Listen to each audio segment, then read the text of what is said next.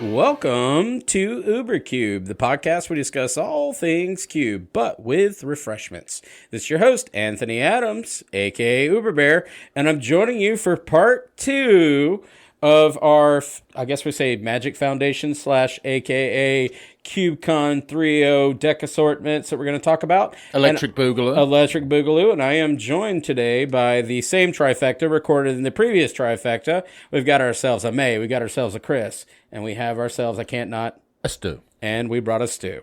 And so we're kind of fast tracking this one a little bit. And the reason why we're doing this is because everyone knows by the time this recording comes out, we are encroaching all of the holidays. And I want to go ahead and put an announcement in too.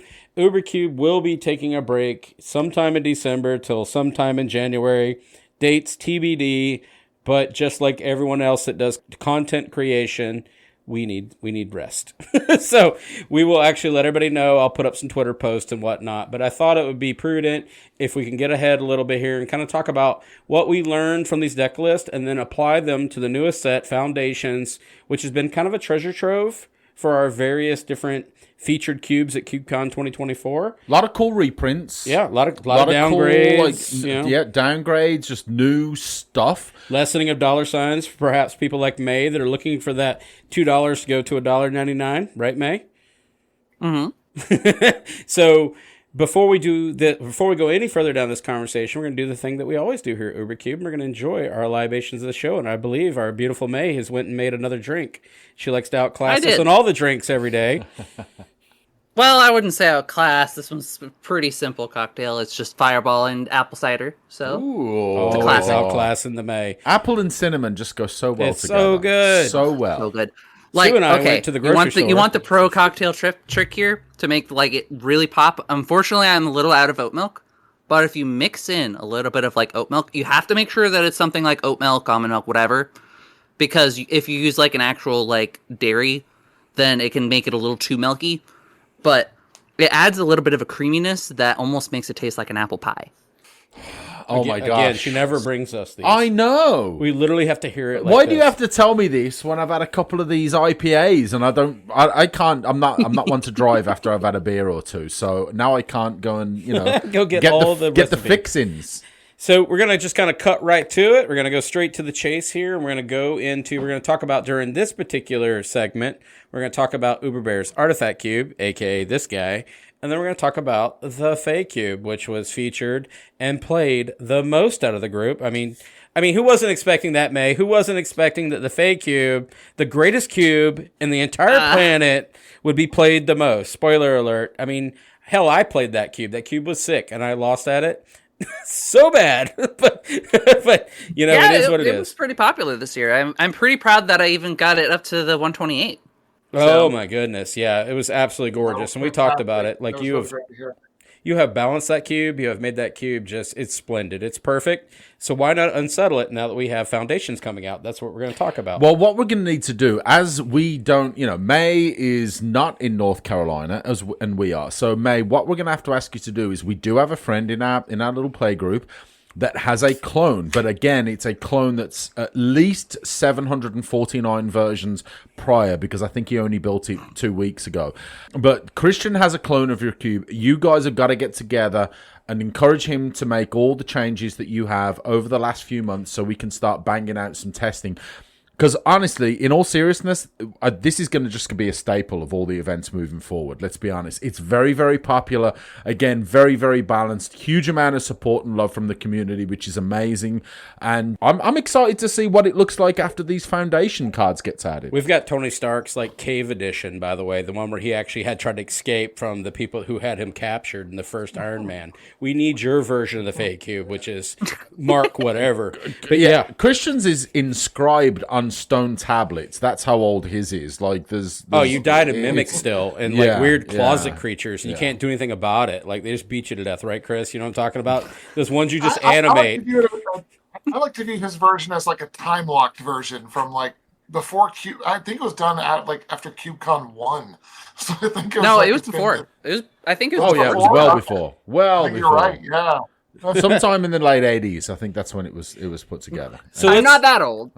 It's super old. It's the Milton Bradley first edition. So let's kind of just cut to the chase here, and we're going to talk about Uber's Artifact Cube for the essence of time and for the listeners. And they're probably at this point when this is releasing, if you're not getting ready for the turkey, you've already eaten the turkey, we'll figure this out when we get there. But let's start out with kind of looking at the 3-0 deck list that we talked about before. In this case, I decided to do one that was 1-2. So I was privileged enough to have Benjamin Wheeler draft my cube. And while it's not in the 3-0 deck list, what I do appreciate is that Benjamin took on something very challenging. And I want to put a disclaimer in here. We talked about this before. I build these cubes for our play group. And I am a firm believer in kind of it's the ethos of, I guess we'll call it like the live the dream cube, where I'll put certain things in my cube that aren't going to happen all the time, but when they happen, they're super splashy, they're super impactful, and they're memory making. So, hi, my name's Anthony. Hi, Anthony. And I do run stuff like Birthing Pod, and I do run stuff like the KCI combo. And in case of my horror cube, I run stuff like the Phyrexian Altar combo. And also, I will fully acknowledge that these are not the best performing decks. But when players take on these type of decks, especially like in a major event, I really, truly like appreciate that. And while this was a 1-2 deck, and Benjamin did post this on Twitter and did mention the fact that this was definitely probably cut to pieces by the removal suites, which is kind of to be expected in an anti-artifact type scenario, right? I mean, you have to deal with abrades and whatnot. You mean Ben Wheeler from Loading Ready Run, the Canadian group that does a lot of stuff with Canadian Highlander. They have Friday Night Paper Fight, which is really fun to watch. Just lots of good stuff. I actually got to play against him in a Peasant Plus cube at CubeCon this year, and that was really fun. I got to play against him. He's a very nice guy. Super great to talk to. So what Benjamin actually did was took on the KCI combo in its fullest. So in this deck, you'll see stuff like Walking Ballista, KCI combo, even Fiddlebenders in here. I mean, it's just a beautifully constructed deck. And I will include this in the show notes. And while this deck didn't perform, obviously, to the expectations, full disclosure, and Chris knows this about me, I'm not taking these type decks out. These are in here for the big splashy plays. These are the memory-making plays, and when you do it, you do it. You don't, you don't. I'm okay with that. I agree, but I think you have, and I'm going to present this to you as a new and profound responsibility, because you are presenting this cube to be played at a competitive event where the numbers matter, the records matter, and decks like this should reward strong players who are capable of putting together and playing complicated combo decks that can be very glass cannon, they can be very skill intensive, but ultimately they're the kind of deck that if you pull them off and you pull them off correctly and the timing is there, then they should win games. We don't know what the sub data, if you will, as far as how this deck played out. We don't know if he, did Ben flood out in a few games? Did he get stripped of his hand? There's all kinds of mitigating factors when it comes to these, again, more fragile kind of combo-y decks, right? But I think as a curator, you now have this responsibility of trying to make this deck and decks like it in not just this cube, but other cubes as well, to make them more resilient against other decks within your cube that have the potential to overpower them just by virtue of the fact that they exist to maybe even be a counterpoint to the ethos of the cube in general. So let's go all the way back to when we very, very first started talking about your artifact cube, and you said originally you wanted this artifact versus anti-artifact kind of War of the Roses theme within the cube, right? So obviously, for a deck like this that is very, very dependent, if you're going to put Krark Clan Ironworks in your cube because you want a combo to be able to go off with a card like that that's inside it, any just very simple 1 or 2 mana artifact removal can just completely annihilate a deck like this. So I'm going to ask you this as a question. Do you think it's time, because I know that there's some sort of shadow ghost of that ethos that still exists in this cube, to not just maybe move away a little bit, but almost eliminate it from the cube when it comes to the anti-artifact, and just go so hardcore on the I want the artifacts to be prevalent in this cube that I want to not remove them completely, but maybe support less the ability for decks like this to be disrupted. Yes and no. And I'm going to go ahead and go back to what May said, which, again, I'm going to cling on to this. Stop trying to, like, make the worst decks, I guess, better, but also don't make the best decks worse. Just try to actually flip the script a little bit and provide them the tools to combat that. Is this a best? So best or worst is interesting. So what I'm seeing from this deck is, like, it's very much a build like the construction that our good friend Thomas has kind of talked about using in both Powered Vintage Cubes and the Artifact Cube, where you can see that Benjamin, has grabbed all of the signets, all the mana fixers, literally has perfect mana system, if you will. But the fragility doesn't come from fast ramping and getting out there, but there's no, like, counter magic. There's no way of stopping anyone. There's no interaction points. It's literally all in. We talked about this deck a lot. This deck is beautiful. It's got, like, Disciple of Vault. It's got Oswald Fiddlebender in it. It's got Trading Post in it. It's got Crack Clan Ironworks in it. It's got all the pieces of the perfect deck, but it doesn't have a way to stop it. It's like a solitaire deck to a degree. I mean, do you disagree with that statement? It's very solitaire. No, not at all. It's gorgeous. Absolutely gorgeous. Well crafted. And is the way that this deck has been constructed, right? So you look at all those pieces, and yes, I agree. All the signets are in there. A lot of mana fixing, Basalt Monolith, Crack Clan Ironworks, Trading Post, 100%. So this is so very artifact and mana fixing centric, right? And obviously this is very purposeful. This is a skilled deck builder and player that has put this deck together. Is there a criticism that you could maybe even offer as to way that this deck has been constructed? And this is not a criticism on the player, right? But again, you kind of have to extrapolate this kind of information when judging a build if it fulfills an archetype that you are looking to support very heavily in the cube that you've presented. So again, you don't want to disparage the choices that your players have made, and sometimes it's just what's available to you on the decks that have been, on the decks that have been passed to you. So, how do you look at this and say, okay, this could have been available? Well, that's exactly what I'm saying. Made different decisions based on that. The base colors of this, like the actual bread and butter, the parts that are working here are Jund. Within this package, even though Ben had the chance to use, like, all the artifact lands, which is smart. Like, they're thinking, I'm going to sacrifice these, I'm going to get value off these, but they're just kind of splashing it, which is brilliant. So I had to think about it, like, obviously they're not doing the counter magic type of route. They're not really doing the hand disruption to stop you from breaking me route.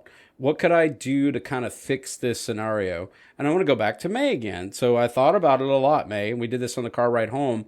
I'm using Jund. I'm kind of working in that spectrum. I'm not going into the Azorius type of spectrum to protect myself, or even I'm not even going to Esper, right? So how do I provide Benjamin the tools that they need in order to make this work? So I was using the kind of the thing that I learned from Chris while we were stuck in, where were we, Dayton, Ohio? And we're sitting there cubing. This is like post-CubeCon. We're super tired and we took a break. And I played his Peasant Cube. And one thing that I saw that he had that I didn't have in my Fem Cube, I didn't have in my Artifact Cube, I don't really have in my Power Cube, hell, I don't have in any cube, is that counterpoint type of magic, stuff like Snakeskin Veil.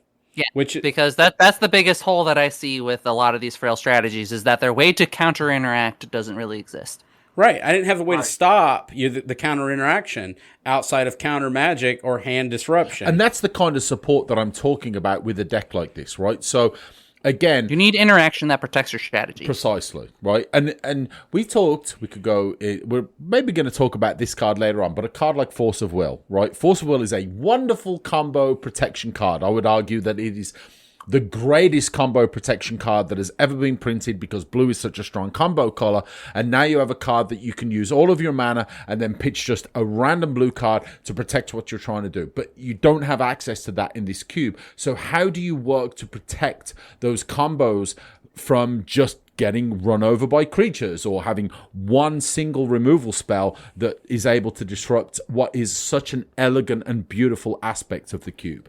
So since CubeCon, I've actually cut another piece of removal, and I replaced it again, like I talked about with Snakeskin Veil. But the one I didn't really go into was Apostle's Blessing. For 1 colorless and 1 Phyrexian mana, so now it's open to anybody they want. Target artifact or creature you control gains protection from artifacts or from the color of your choice until the end of the turn. I learned this from Chris, strangely enough, while drinking, what were Blanton's? I don't know what we were having at that point. Might have been Buffalo Trace, but I'm like, oh my God, this is the fix that Benjamin could have used, that could have went in any deck, but specifically in that Jund deck. So I'm not being so linear in my thought process, thinking about disruption / counter magic. And these are the tools that I wish that Benjamin had. So the reason why I love this, and maybe there's some subconscious thinking here, but I'll go all the way back many, many moons ago to actually when we first started playing together as a group. And I don't know if it was the first time that we played at our good friend Nathan's house, but he and I think I was assisting one of our newer players to the group, and Nathan attempted to fling a creature at us, right? Myself and the person I was helping to finish the game. And in response to his fling, I Vines of Vastwooded his own creature, which means it can't be the target of spells or abilities your opponents control. And then Nathan flipped the table over in this and story. then Nathan was like, and everyone just kind of sat there for a second. I was like, oh my gosh, that is such an amazing use of a card like that, right? Because typically, when you're looking at something that protects it from being targeted by your opponent, your first thought is, oh, okay, cool, I can protect a card from being removed, like a removal spell against a key creature.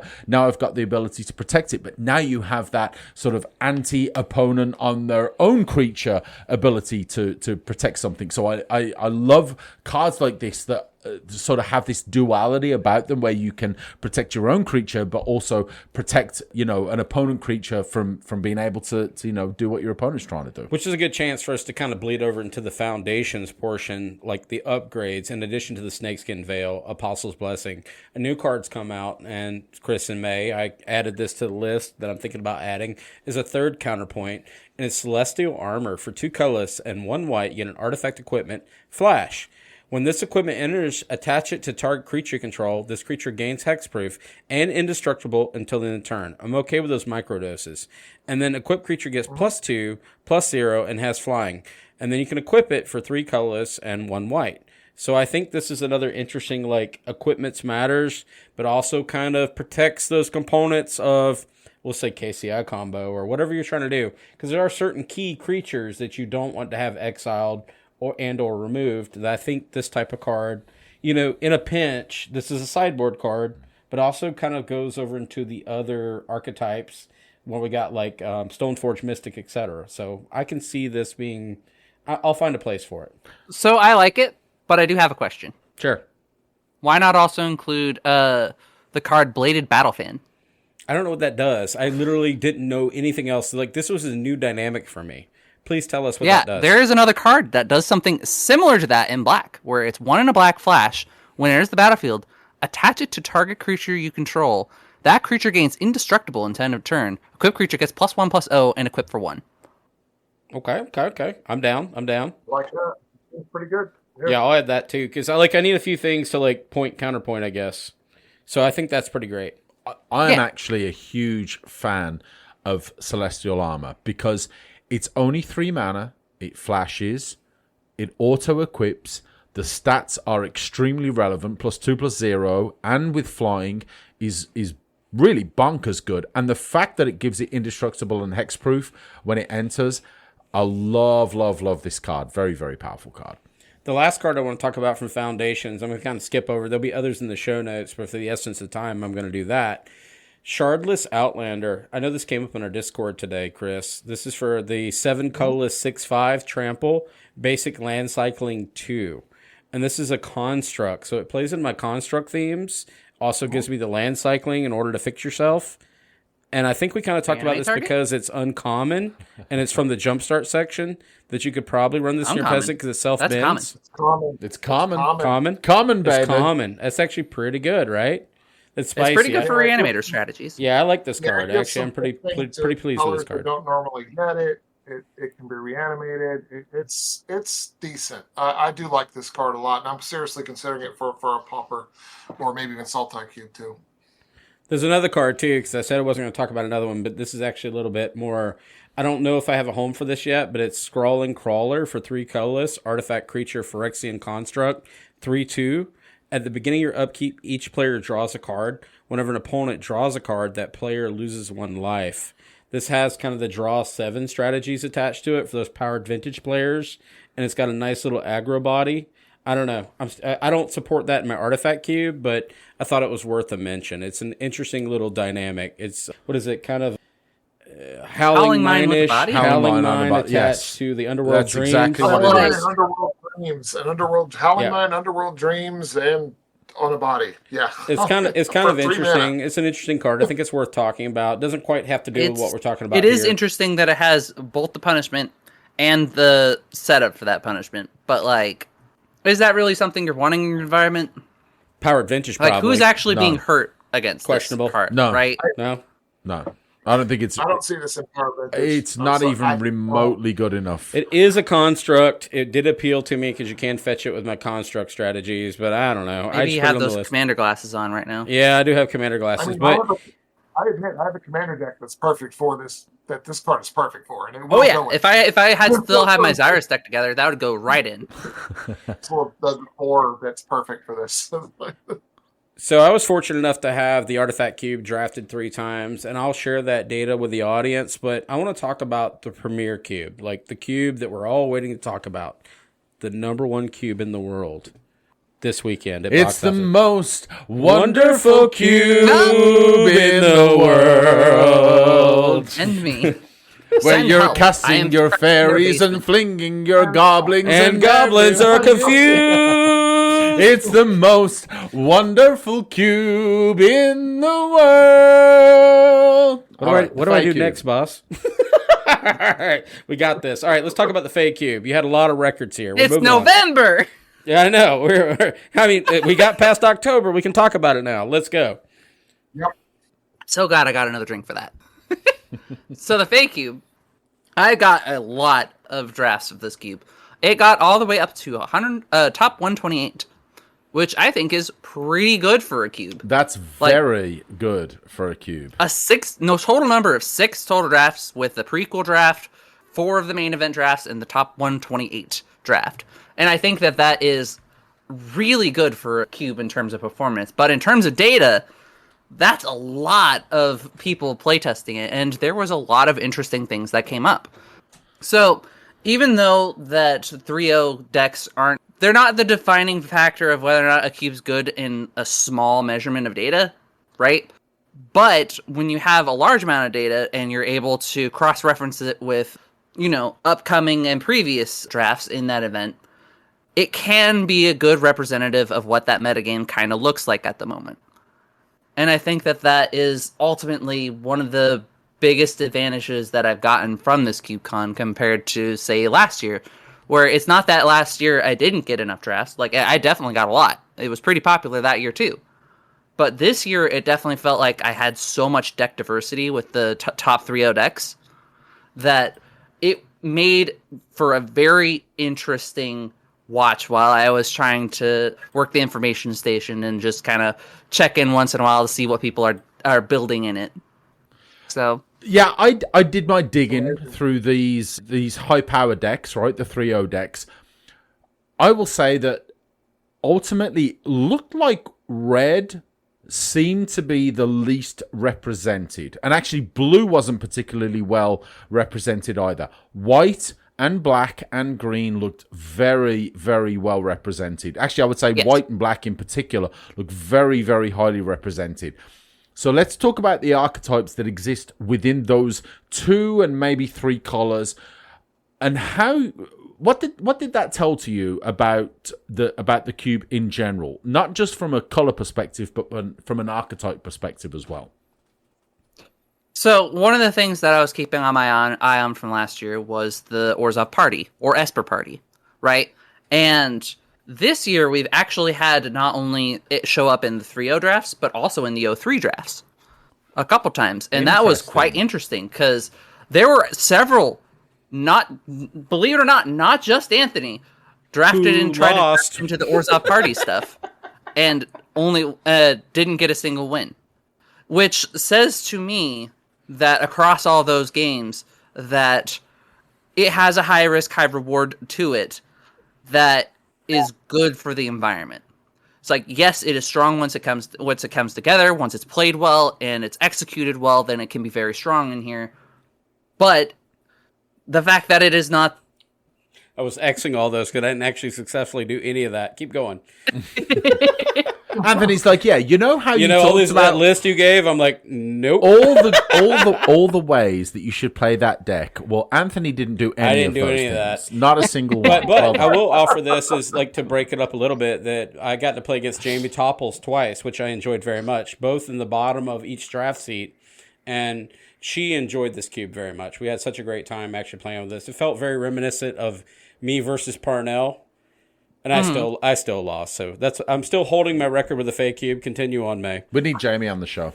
Well, yeah, that's next up. We got it covered.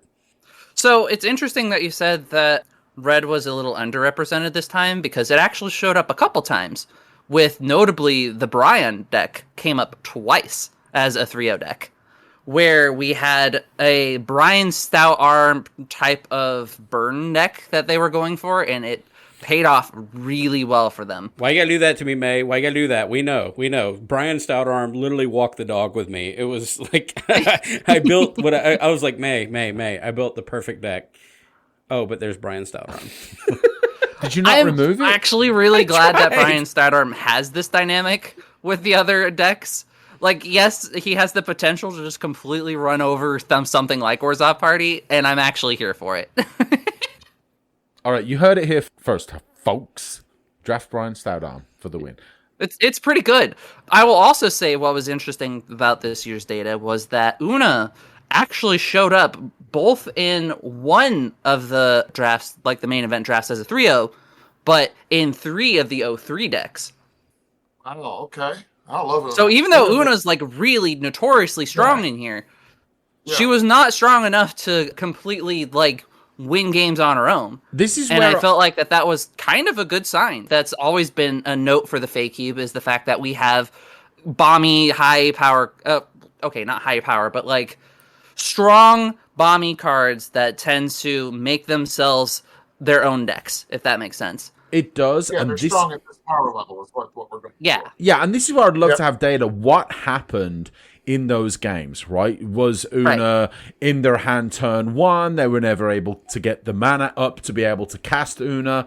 Were there other mitigating factors? Was Una countered, removed before it was able to have any impact on the board state or on the game? Like, I feel like this is where context can be so incredibly important. I would have loved, and like, I don't know if this is going to be a thing for CubeCon 2025, but please have cameras over every single game and then have AI passing every single move and every single draw so you can deter. And plus, you got to have all the decks. That would be a nightmare to run. You know, like poker where they can see the whole cards and they can see what they're drawing. Like that's what we really need. I noticed in a couple of decks. Once Upon a Time is in them. Is that card ever been a problem? I'm just curious. I don't remember if we had this discussion before or not. Yeah, so we've kind of talked about it before. It is a known problematic card, but it's not problematic in the way that like constructed it would be. Like, yes, once in a blue moon, it makes your decks just more consistent and better, but overall, it's just a playable good card, right? Sure. You think it's once in a blue moon? What tends to end up happening is that this isn't usually the card that's winning the game.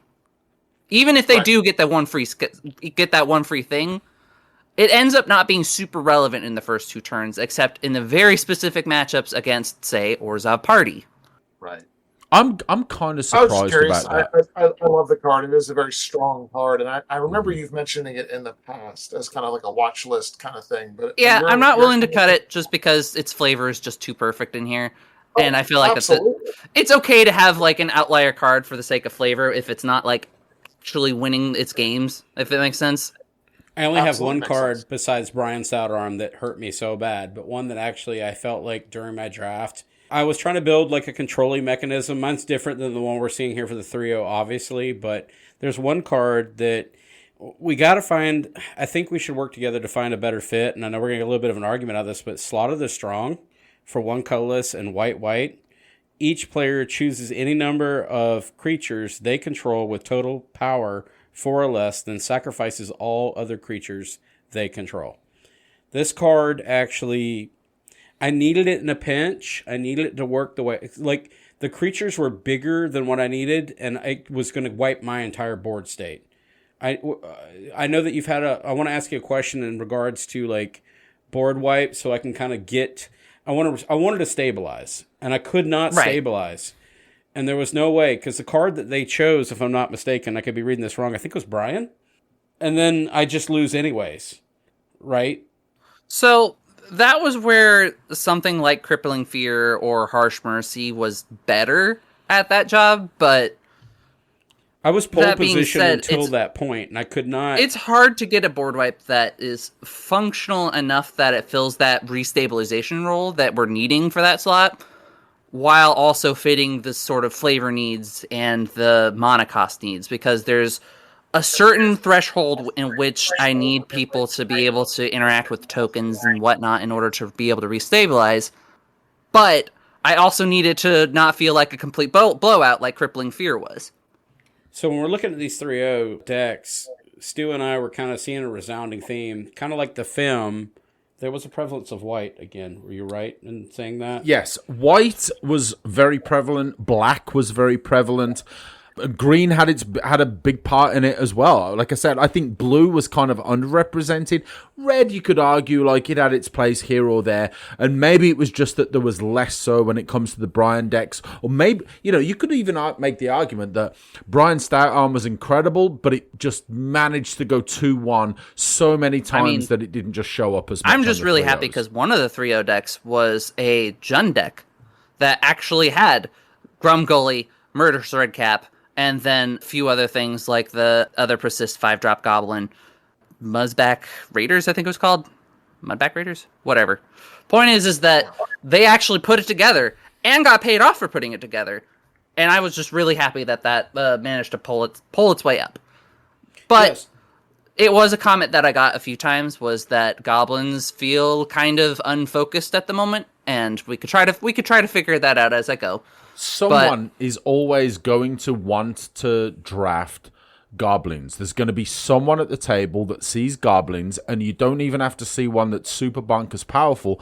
But if you see one and you think, okay, there's support there, and especially in a color like red, if you've done any kind of, look, it doesn't even have to be if you've pre-gamed the cube, even if you've just looked at packs that you've been past, your first pack, your second pack, third pack, whatever. But if you see that some kind of goblin theme there, you think, okay, if goblins are here, there's got to be a way to win with them, because goblins traditionally have been a way that's so easy to construct even a fairly middle-of-the-road deck where you can maybe attack with them when you've got the ability to. Who cares if you lose a few? And then maybe you fling a few of them at the end to get the game in, right? So all of a sudden you've got this, like, oh my gosh, I just can't quite get there with goblins. So again, there may be just a little bit of that bias there with the players that they just want the goblins to work so badly, but they're just not quite there.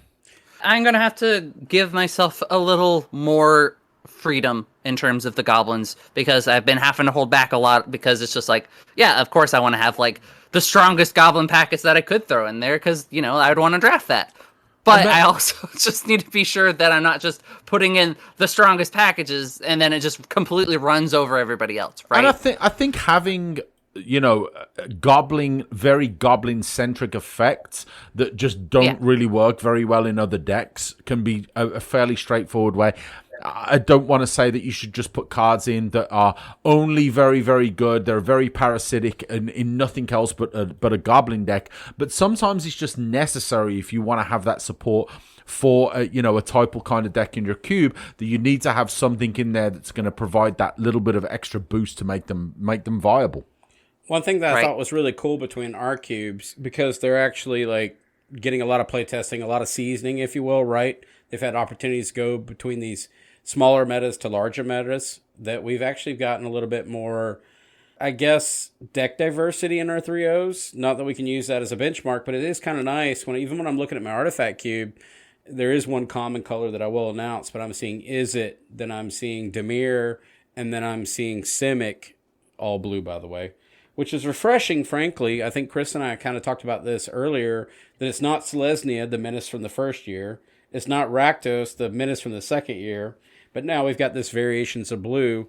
I think it's really cool whenever you kind of reflect back at the Fey Cube and you see, if we just kind of step back for a minute and stop talking about like the archetypes, we're looking at color variations. I saw a lot of color variations in the Fey Cube this year that I hadn't seen before. Yes, Orzhov. We've seen Gruul. We've seen Selesnya Wolves. So you got like a lot of colors kind of changing up. So it's nice to see them kind of age a little bit, right? Like it takes that time, that feedback. It's kind of nice because even though some of the colors are the same, there is a bit of a difference between how they're played. So, like, for example, green comes up a lot in a lot of this data. But there's a big difference between the Elves deck and the Food deck, right? They serve two entirely different roles functionally in here. And it is nice that even though that both of these have shown up in the 3.0, which could say, yeah, sure, at a glance, green could be a little overtuned at the moment. But the other side of it is that I now get to see access to food decks and elf decks / wolf decks and whatnot that weren't really showing up before. And red's at least showing up this year. Because like last year, it only showed up as a tertiary for Teamer Adventure. So let me ask you a question. This is for Chris and for May particularly. What would you say your biggest takeaways from like going into a larger meta like this? What did you learn from being exposed to CubeCon? I guess what I learned is that, first of all, people draft very differently from our usual meta at home. I know I kind of can anticipate what the way people are going to draft when they draft my cubes here, kind of thing. I kind of know what people like and what they don't like. Going into the unknown like this, you have no idea what people like and what they don't like. And what I think might be a really fun deck and what my playgroup thinks is the fun deck, that's very wildly from what other people are viewing as the same thing. And that's kind of scary when you think about it. It's just like you're putting this creation of yours up for everyone to look at and everyone to touch and feel. And but I will say this. Sometimes not washing their hands, Chris, sometimes. Yeah, that's what I hear. That's the rumor, at least. Gross. Yuck. But anyway, but I heard nothing but positivity, especially because this event was so much fun and everyone was so nice. It was really well run, in my opinion. And I was really happy with how it came out. I love getting the pictures so fast because last year it took forever to get the pictures. This year we got them, gosh, really quickly. I mean, we're only two and a half weeks out or something, and that is to me really fast. So you learn a lot. You hear a lot from people. They tell you that they liked it or what they didn't like. I heard some of that, and I'm going to take that with me and see if we can make it better. May, mine's short and sweet. I'll plug mine in real quick. It was more of we'll call it Dayton Con, where I learned that you should have counterpoints for your removal, and that was like enlightening for me. Snakeskin Veil. I would have always never thought about those cards outside of like our sideboard type of realm, but now like I see those like value cards. No, hold on. Before this, I got to give context to this. I just want to say what happened and how Anthony learned this. Okay, just want everyone Anthony to hear learns this. a lot. We drafted my pauper cube, and Anthony told me he drafted the perfect Jund It was deck. Perfect. It was absolutely just a 10. 2-0'd him with these little cards called Snakeskin Veil and Prismatic Shards and all these other things. He tried to remove one creature, I think, 3 times. It was hilarious. Loved it. Anyway, continue, May. Sorry. No, you're good. I think the overarching thing that I've learned from this year is that when it comes to what people are going to be drafting in big environments is that you're not going to be seeing a lot of people tend to focus on what archetypes there are, but they tend to kind of accidentally fall into those.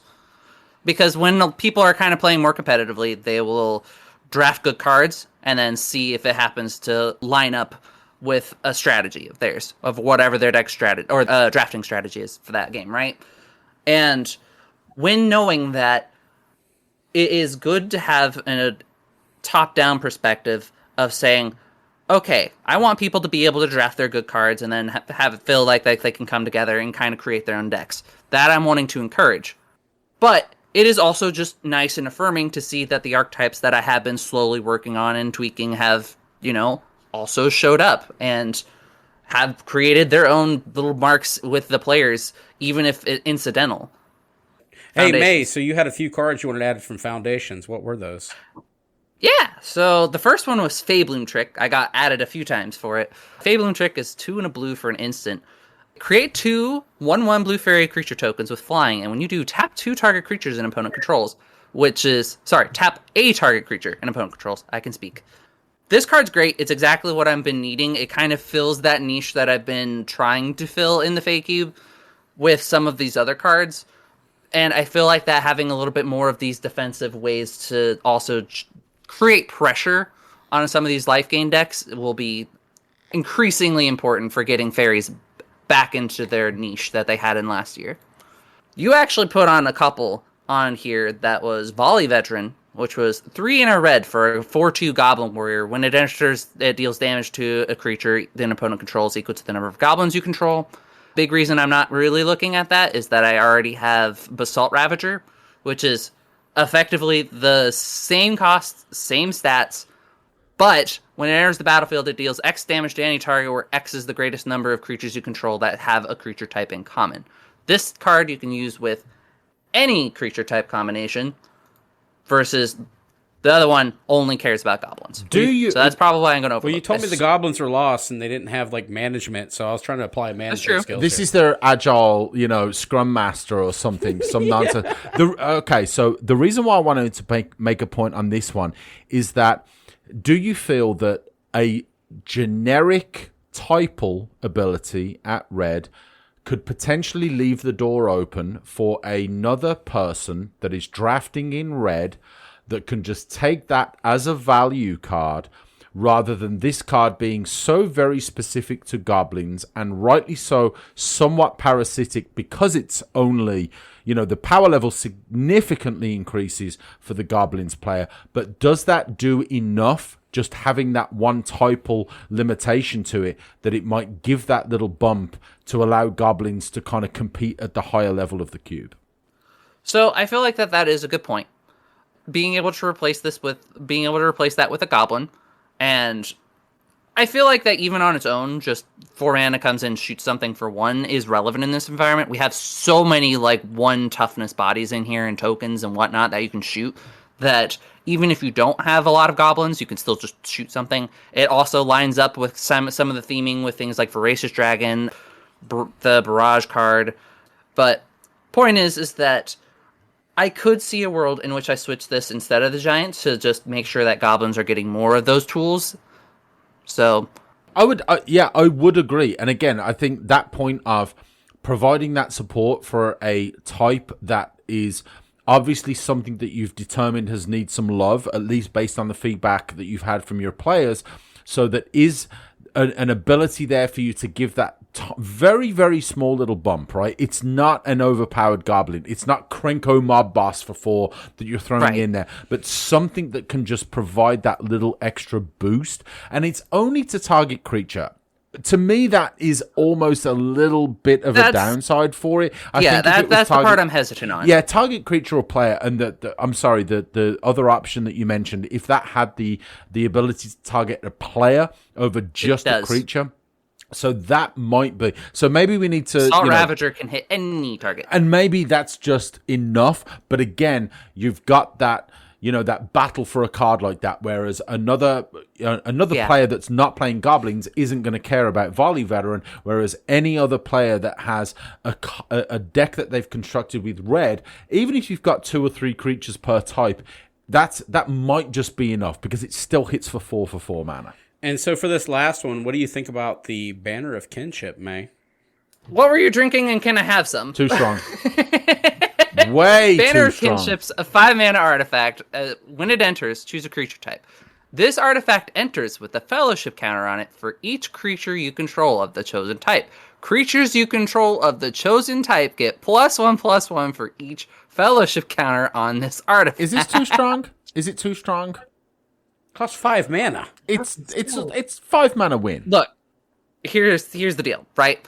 It's only 5 mana win if you already have a bunch of creatures that are all the same type, right? For starters. So if you're already in that position, then you are already in a winning position for starters. Not necessarily. And second of all, if you were in that position and you're looking to close, what typal combination are we looking at that actually needs that? Right? Because we have goblins. We have why am I spacing? It's what it's called. I Goblin literally was changelings. just thinking about it. We have things like Mirror Entity in here, which is huge. We have access to Stoneforge Masterwork, which makes one thing huge. We have a bunch of things that are typal specific. I would actually argue that this is too contested to be in a cube where the typal sort of element of the cube is so very prevalent. I would say if this was Banner of Kinship, 7 mana for goblins, I could maybe argue that I would like that in the cube, but I think 5 mana, I win the game. Or it's everyone like gets Craterhoof a from emblem Team. with Banner of Kinship starts the game. Oh my god, this card's so good. It's 5 mana, do nothing if you have no creatures of any type. But It's you get cute mice, and they're holding Exactly. up I'm reading that, right? I think it's I'm reading that, yeah, right? So speaking of no creatures, this is literally nothing. That's correct.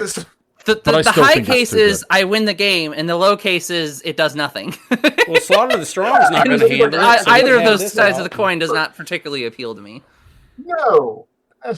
No. Hey, I do picked it like because of the Faith mice. Trick. I just want think to that's point that out on the record So- here. Okay, tangentially related. All right, if I were to include something like shared animosity, right? Would you feel like that is too strong for the Fey Cube? Not if I drafted it. I would. I would absolutely feel it's too strong. I would have a 3-0. What about- I what would about- actually have my first 3-0 in the Fey Cube. That would be amazing. What about Please Coat do of that. Arms? What Oh, about Coat of Arms? Oh my Anthony, god. Let's Anthony, you know you would not get to draft shared animosity. No, Someone else I would would never score see the these first one. cards. You'd never see it. No. I would end up with a volley veteran. If there Yes, was a you world would. in which Coat of Arms was cheaper, I would throw in Coat of Arms. Like, if somebody made a clone of my cube and wanted to just, up the budget on it, Coat of Arms would go in. What if I gave you one for Because free? and Coat I of mailed Arms it to does the you? exact same thing that we're needing here, but doesn't have as bad of a floor. But it also has a downside because your opponent is also doing typal stuff That's too. true. So That's true. good time to be had by all with that card. I feel like some of our final thoughts is that we just want to focus on adding some more tools so that way we can boost up what we currently know, the thing that we've been preaching for the last couple episodes now. But I feel that processing a large amount of feedback has been overall good for us, but sometimes it can get a little muddied in the water of what information is actually relevant. And kind of siphoning it through is the challenge for us curators to figure out how we can interpret how people are responding to our environments and how we could change around that sentiment, or if we're just going to stand our ground on certain things, right? But I think that about wraps us up. So, Stu, would you like to move us over to the socials? Thank you very much, May. And I will say this: pass the emotional data and the practical data differently. Absolutely. People had fun, That's it. and that's what I was happy about. All right, first of all, big thanks to all of our Patreons. I don't even know, I'm not going to name everybody, but it's just been so fantastic for all of the support. You guys all know who you are. Big thank you again to all of you for helping keeping the lights on and just showing support for the podcast. Some of you guys have been there for a very, very long time, and even for our new ones, again, huge thanks for the ongoing support. It really means a lot. And again, that microphone stand is coming soon. I want to sort of encourage everyone, check out the show notes for all of the resources that are available to our listeners and to all of the cube curators out there when it comes to the drafting page on Facebook, our ultrasleeves.com/ubercube and intgaming.com/ubercube affiliate links. Go check them out. They've got all kinds of cool products out there to give you a little boost for your Magic experience. Find us at Twitter at ubercubemtgpod and reach us via email ubercubemtgpodcast@gmail.com. Again, come hang out with us on the Discord. All kinds of cool things going on over there. And then other than that, we're going to say the thing that we always say here at UberCube is Happy cubing!